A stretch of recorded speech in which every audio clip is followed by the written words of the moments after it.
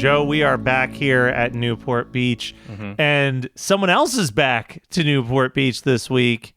Ryan's brother, Trey. Hold on. Before we continue, Matt, last episode, Blaze of Glory, was a series wrap on Alex. I kind of guessed that. They really series wrapped her because she also was like, maybe I'll just head back home. Or wait, no, that was Marissa.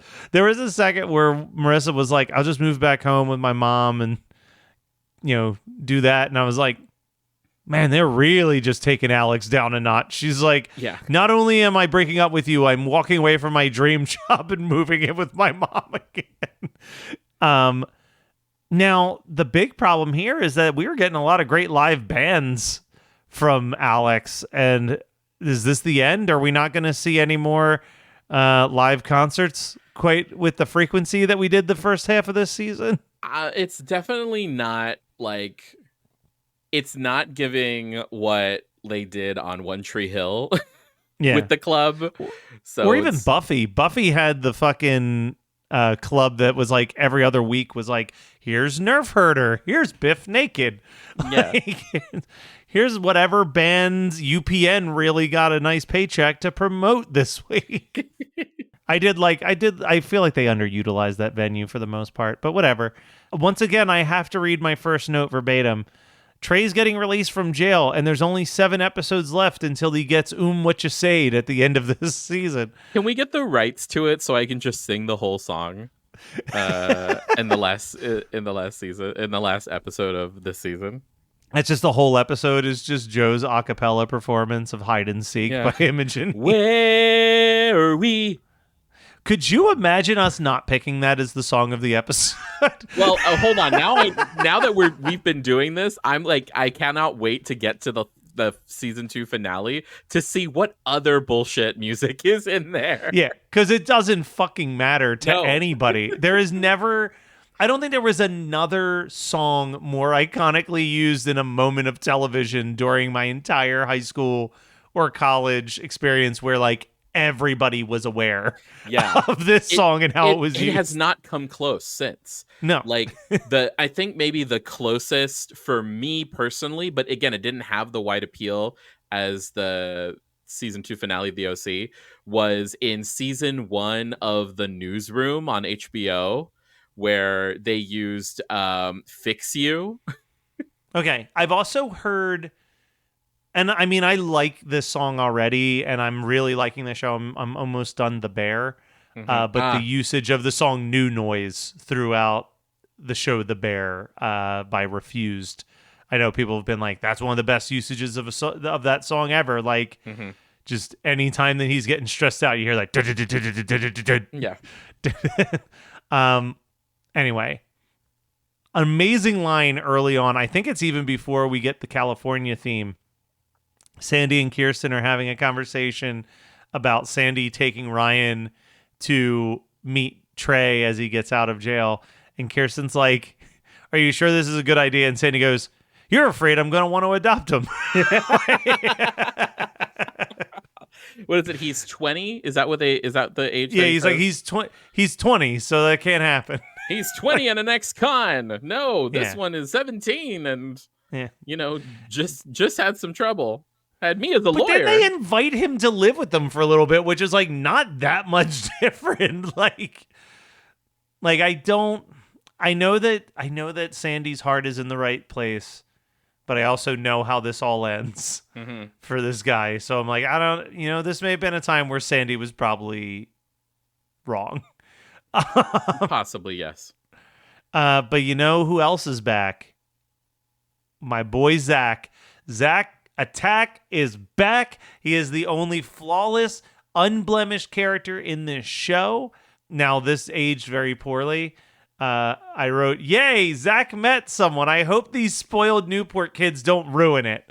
I bought the Francesca story, fucking hook, line, and sinker, Joe. Wow. But what I do love is that Zach was smart enough to weaponize the fact that Seth Cohen can't keep a secret.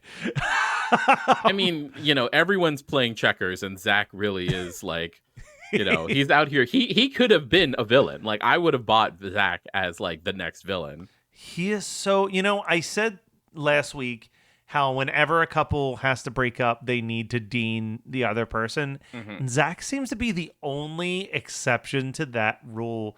Now, there's still many more episodes. I'm sure that this could change my perception, but as of right now, I'm just like, Zach is better than Newport. Yeah. He's just like a good dude. He seems like he comes from a decent family that like gives a shit about each other and stays out of the drama otherwise. Sure. Like, so hopefully it stays that way. I want to just like a character unconditionally for an entire run of a show. So we'll see. We'll see if that's the case or not. Don't tell me one way or the other. I've already spoiled a big thing for you at the end of this season, so that's true. Oh, does he also die? Is he the one who kills Caleb? Does he Mmmwhatchasay Caleb? Yes. It has to come in threes, right? So yeah, exactly. I love it. You call it an Mmmwhatchasay. He loves you Mmmwhatchasay him. Trey is really likable in this episode, which makes it. Again, this is where like having the knowledge of how this all goes down in 7 more episodes, because we're only 7 episodes away from the finale at this point in time. Like that's harder for me to like. I'm like, oh, man, how are they gonna take all the goodwill? Sure. How are they going to take all the goodwill from this episode and just completely flip it on its head in the next like 6 episodes to the point that like he has to be shot in a giant brawl to like stop him from killing somebody? Like it's a lot. So I'm very curious to see how we get there. The scene with the watch actually did break my heart. When he's like, here's the receipt too. Like, it's just like, oh my God, he really did try to do a nice thing for his brother, and his brother treated him like total scum. But they, they run off together, and they're having fun at the end, it seems, I guess. I don't know. I'm really interested to see what happens there. But if we're going to break this into different chunks, sure, we'll finish up the summer Zach thing. Zach made up the story about Francesca. He purposely told Seth about Francesca because he knew that Seth would immediately tell Summer about Zach dating a girl. And we find out that Zach never left the hotel room the entire time that he was in Barcelona. He was so heartbroken about all of that. And Seth says something that almost broke my brain, because he mentions the upside down rain kiss. And it was in that moment that I was like, Zach has only been gone 3 weeks. It feels like months have passed. Yeah. in my brain. It's very upsetting. I'm curious to see if they go anywhere else with this, if this is the end of Zach, if they're going to be a little bit more of Zach. Do they just completely fucking go against everything that the Zach character is, and suddenly he's like a douchebag who like kidnaps Summer and holds her at gunpoint, a la a different character. But that's pretty much all we have there. Now, the Julie Cooper story is the story that I want to follow for a little bit. Yeah. The porn identity. The porn identity. She tells Caleb everything. Caleb says, we'll pay the man. And then he doesn't. He gets the tape from the guy and then sends in some thugs to take the money back. And then we cut to this conversation where Julie Cooper is talking to Kirsten. And she's like, I can't believe that he just like immediately helped me out. Maybe he's turned a new leaf, or maybe he has a porn tape in his past. Metaphorically speaking, of course. No one wants to see that. Nobody. And Kirsten's in La La Land texting Carter or whatever. And she goes, Kirsten, are you not hearing me? I'm talking about erotica here. Like, Julie Cooper's really suddenly this like shameful thing from her past. she's just like talking about in the open with anybody who will hear it. Well, it's also like, why are you trying to get like? I know Kirsten is like basically your like de facto best friend, but you're talking about her fucking dad. Like, Yep. if I would tune out if you wanted to talk about like or any of my family members making erotica. Exactly. 100%. And then they are throwing this big party to launch the magazine. And as Julie Cooper's up there and she's about to hit play to show all the cool things that this magazine's going to do for Newport, it's her porno tape. Mm-hmm. And first off, do you watch Cruel Summer? No. I only know of the song, both the Bananarama song as well as the Taylor Swift song. So there is a anthology teen murder mystery drama show that's available on Hulu called Cruel Summer. Mm-hmm. It's great. Well, the first season is phenomenal. First season is top tier. It's amazing. And the way that the show is done, this is more background than necessary, but I just want the audience to understand the show a little bit too, is that it tells a story while jumping through 3 different time periods in which the story took place. So in the first season, it's about a girl who gets kidnapped, or a girl who goes missing, and then a year later they find her. And once they find her, she immediately outs another girl as knowing where she was and didn't report it to the police. And the story is told right before the kidnapping, the middle of her missing, and all of the stuff that happened after she pointed a finger at this girl, and she is like now shunned by the entire town as like an awful person and is like being sued for endangering someone's life by not reporting when she saw that a missing person was trapped in a house or whatever. And you know, you keep jumping back and forth between all of those timelines, and then at the end you've kind of hit the middle of everything and it all clicks and makes sense. It's very well done. It's very well written. Second season, not so much, but the plot point of the second season is that a dude is found dead, and there are 2 girls who could have possibly done it who are best friends. One is an exchange student, and one is that guy's girlfriend. But in the first episode, they're at a big Christmas party, and they go to play a Christmas tape, and it's actually a sex tape of the guy who's been murdered and someone, but we don't know who that someone is because they stopped the tape in time. And that's another part of the mystery, is trying to find out who is the girl on that sex tape, because they could be the third potential person. My point being that as soon as she hit play and this porno starts playing, I thought, oh, I see what you did, Cruel Summer. You fucking hacks. You totally bit it from the OC. You bit it from the OC. And like, I have no clue how the fuck Lance pulled this elaborate thing off just by dressing up like a waiter. He was able to like hack into the VCR or whatever the fuck. Like, that seems like a lot of work to go undetected. Yeah, VCR or whatever the fuck it's called. Like, it's just a whole thing, right? Like, it had to be a VCR. It's an 80s porno. Like, it's an obscure 80s porno. Sure. So also, shame on you, Julie Cooper, for whatever you're doing, having a VCR hooked up to it in 2005 when we had already moved to DVD by that point. Yeah. But then kind of my heart breaks when Caleb doesn't admit to what he did. He's just like, you know, you can't trust these guys. You know, they take that money and then they still destroy your reputation anyway. Like, Caleb, you made this happen, you piece of shit.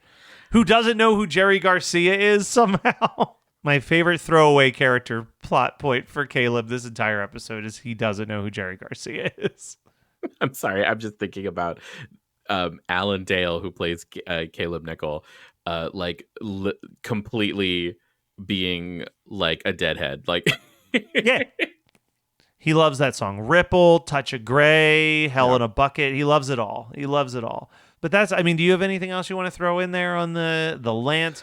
Is this a series wrap on Lance, or do we get to see more Lance? No, there's more not. Lance. There's more. There's more, bitch. There's more. Is there more Scorpion soundtrack? Yeah, the next one is like Pour Some Sugar. It's just all the big hair hits.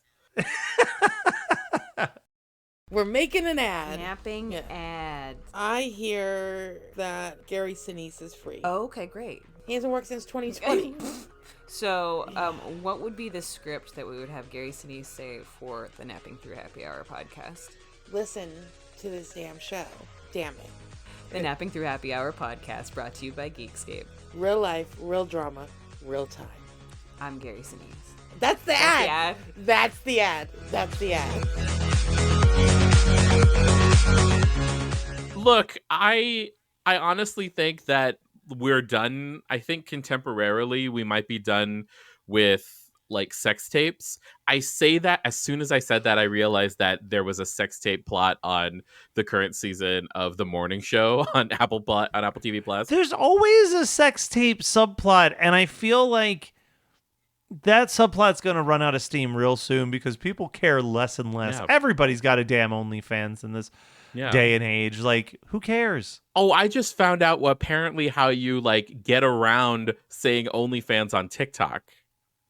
Oh, what do you say? Apparently, so I didn't know this, and my coworker was like, my coworker was talking about like a music video that he was watching. I was like, oh, and it's, you know, we're gay, so it's like, oh, he's watching this gay music video, and it's like, oh, I know that guy. He's an accountant. He used to bartend at this bar down the street, but now he works in accounting. And I was like, oh, that's great. And he's like, no, that means he does OnlyFans, and apparently that's how they do that, is like you say accounting if you really mean you're gonna do some like, you know, cam girl work or cam boy work. And also you can't like say lesbian apparently, or they censor or flag the word lesbian. Sex. You have to say segs. Yeah, it's all about segs the time, but for lesbian they put it as la dollar bean.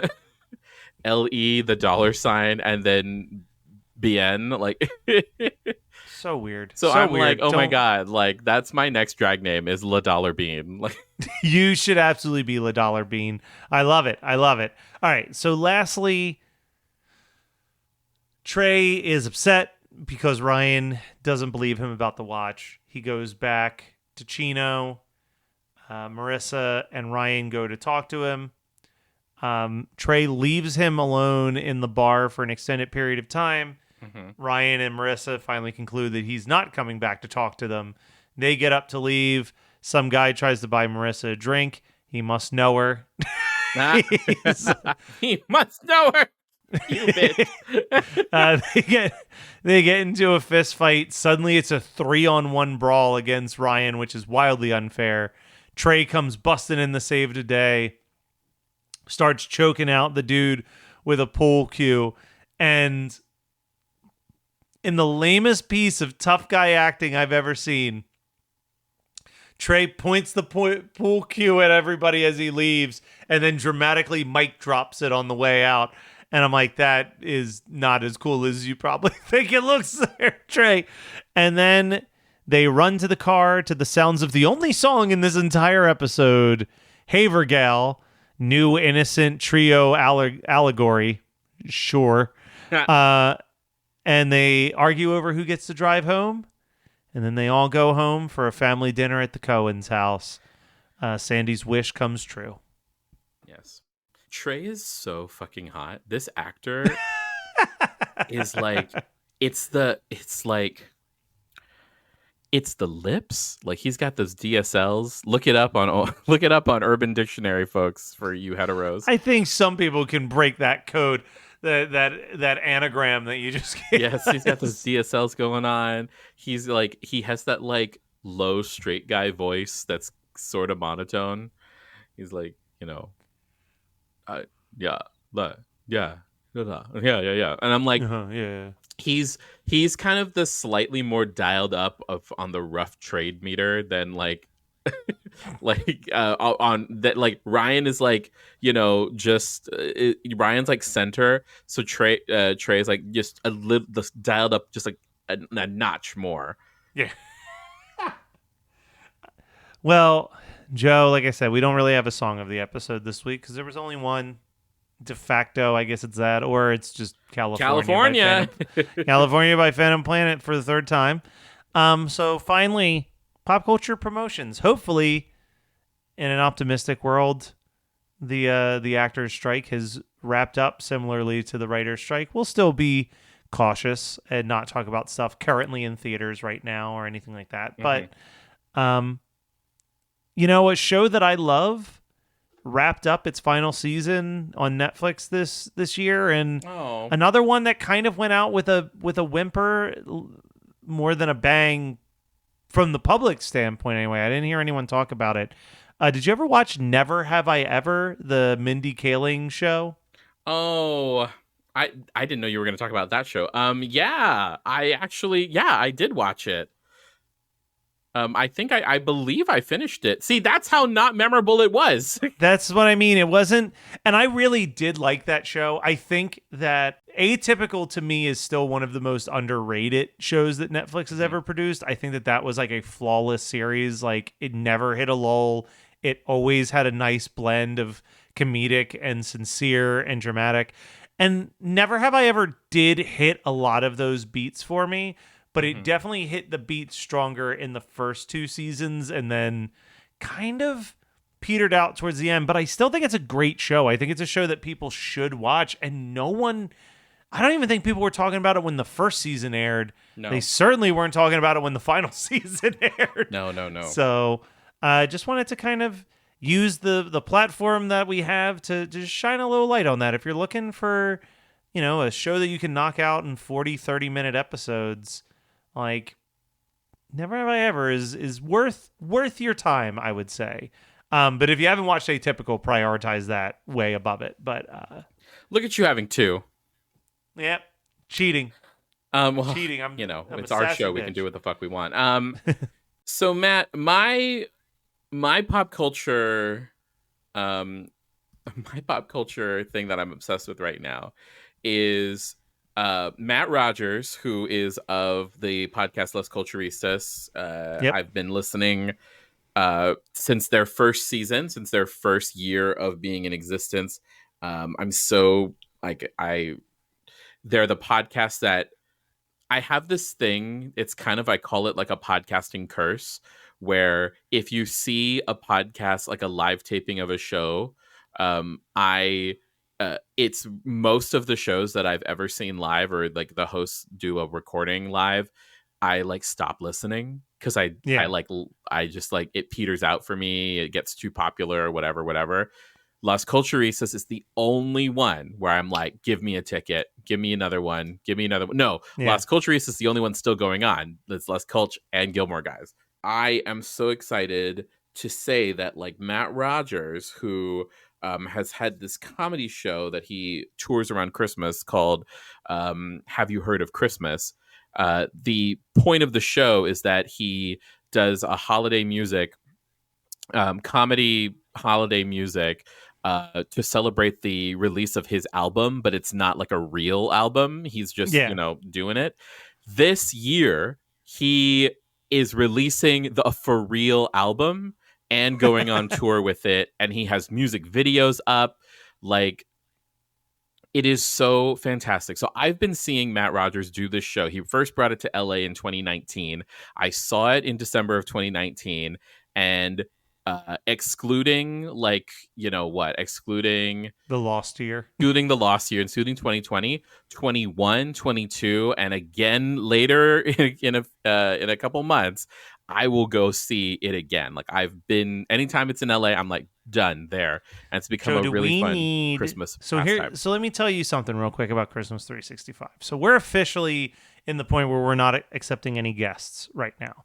Dylan and I are trying to get, November and December in our hearts is dedicated to the very special things that make us feel extra Christmassy.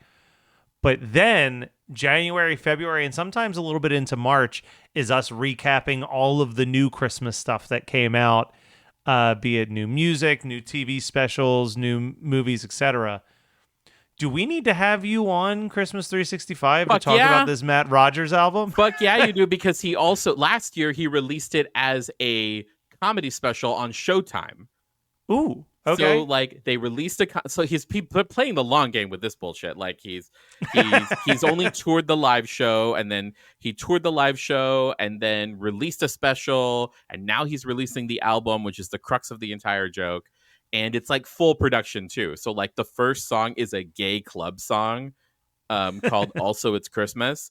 So the thing about this album, right? This like for real album is that it has like it's kind of the epitome of my humor, which is like I love things that are really specific.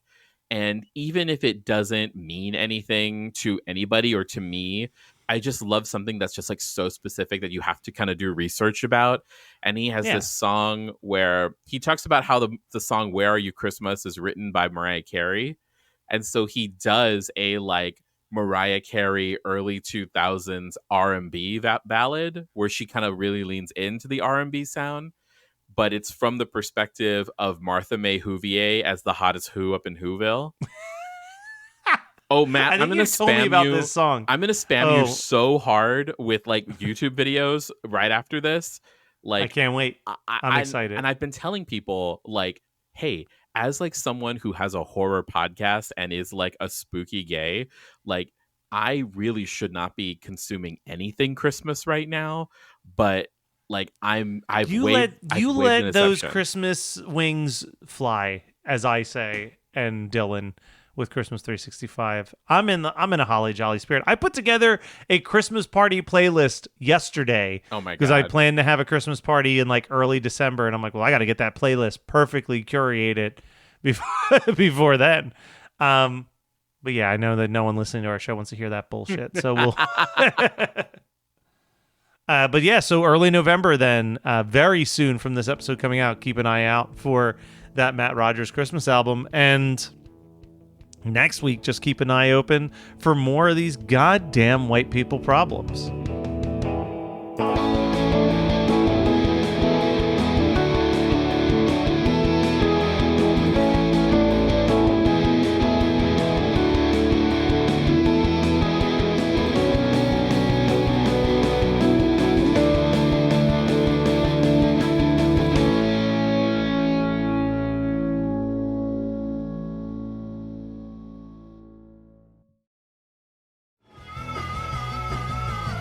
You're listening to the Geekscape Network.